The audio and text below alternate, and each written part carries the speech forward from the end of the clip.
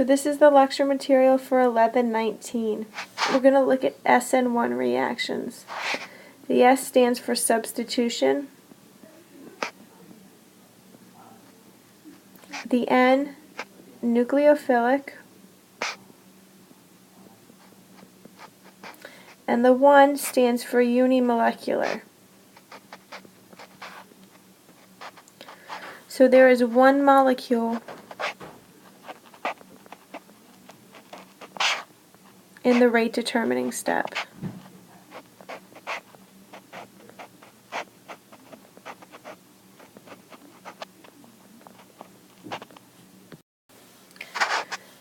So the rate for an SN1 reaction is K times the substrate. The slow step involves the leaving group leaving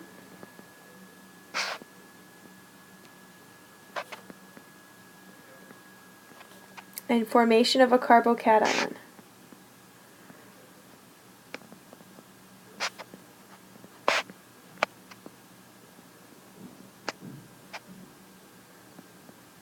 So let's look at the following reaction.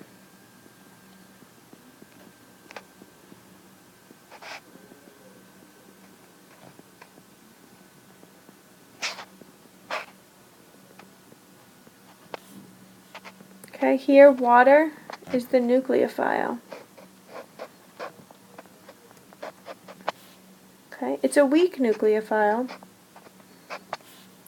The first step of the reaction is for the bromine to leave and formation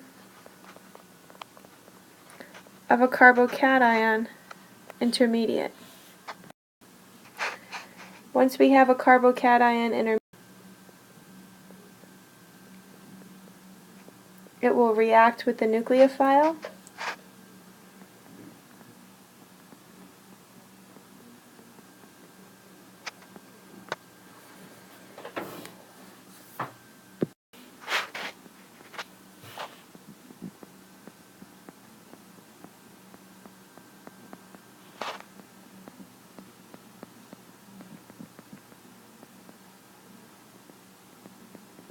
We've seen this deprotonation step before, and we make an alcohol.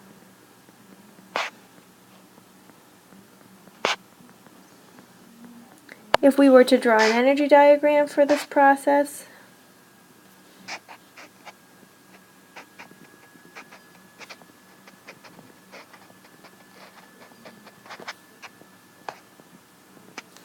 you would have the reactants. Here's the carbocation intermediate. In this case, we made an oxonium ion.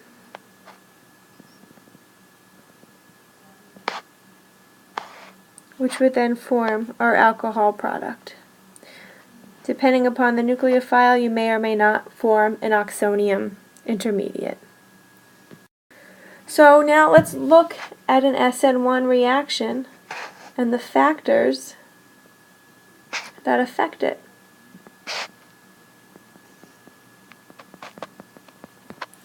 So I just showed you that only the substrate is involved in the rate determining step.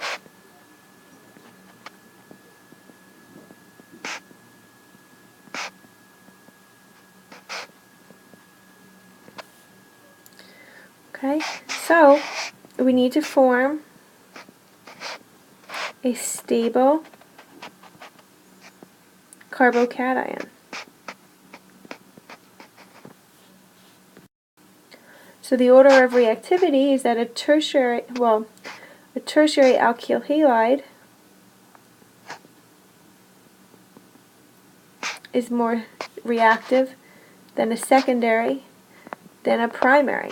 So this is the opposite trend of an SN2 reaction. With an SN1 reaction, tertiary is most reactive because you form a tertiary carbocation. Now there are a couple of other types of carbocations that we can look at as well. So resonance stabilization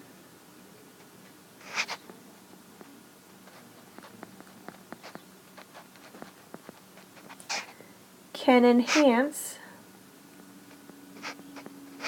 an SN1 reaction. So if we have the following substrate,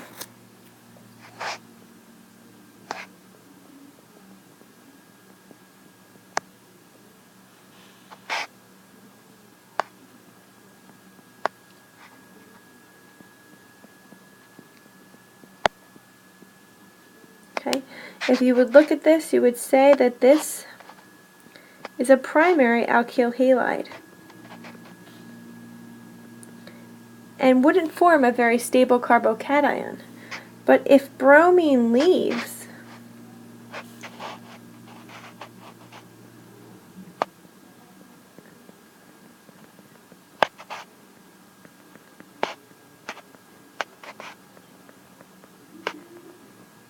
here's our carbocation, we can actually have resonance.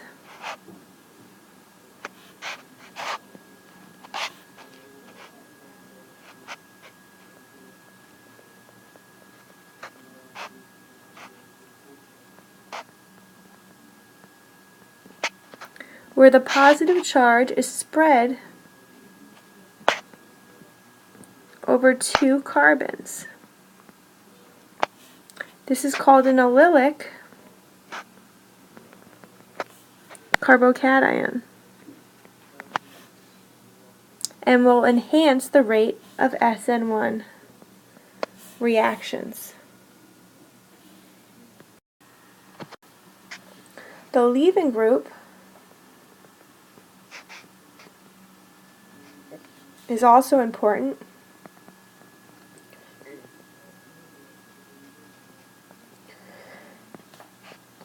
The better the leaving group,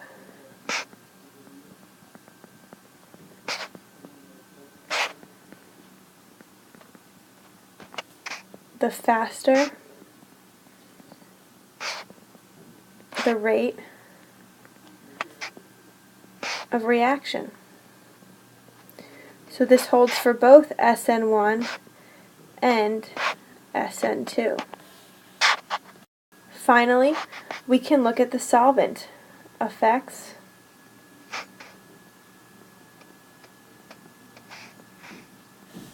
Here you have to form an ion when you form a carbocation.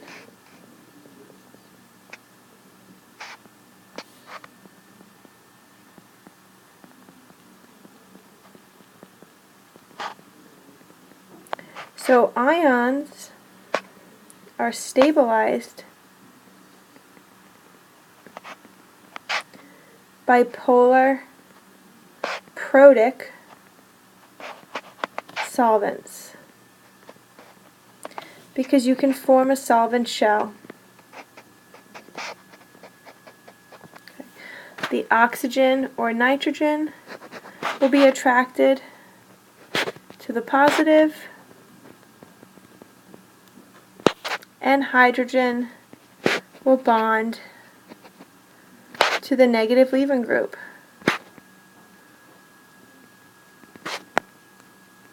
Preventing it from going back to react.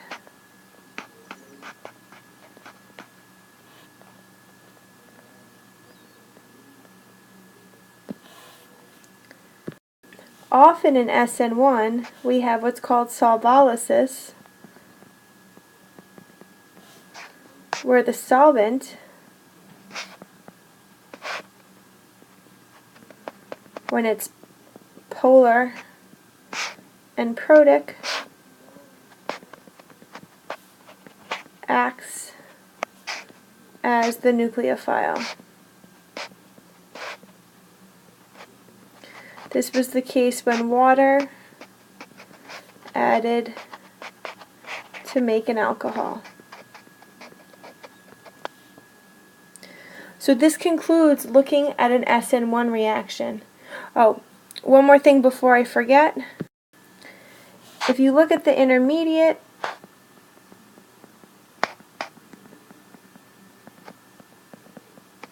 we have a planar carbocation. If this becomes chiral upon substitution, you will form a racemic mixture,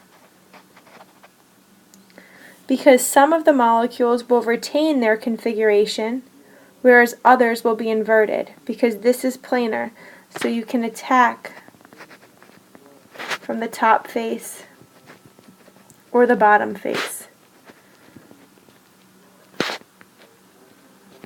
Alright, now this is going to conclude just SN1.